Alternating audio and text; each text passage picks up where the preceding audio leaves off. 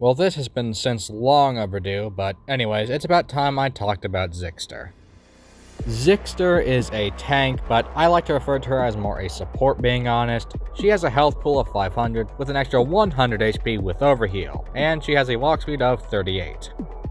Xister has a passive called Undying. If she manages to deal at least 50 damage to a survivor with her M1, then she will heal for 150 HP.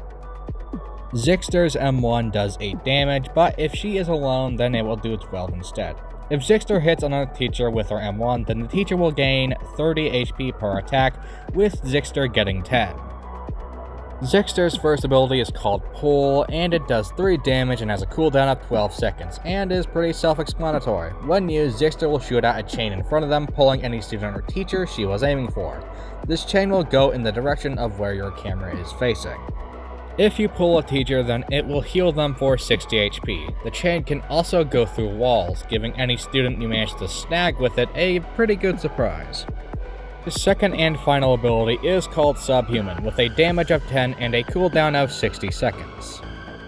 When used, Xister will stand in place and be unable to move until the ability is done being used. This ability has a global range, with everyone on the map getting hit by it. The only way to stop this ability from triggering is if Xister is stunned while the ability is in its wind-up phase.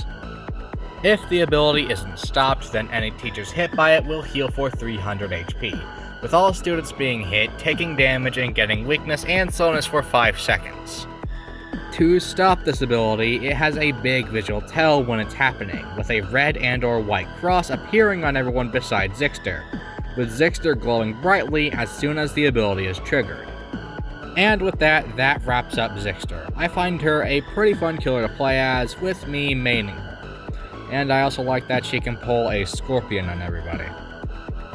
Now to end this short off, there's a bit of news that you all need to know, with anyone who joins the game getting this pop-up.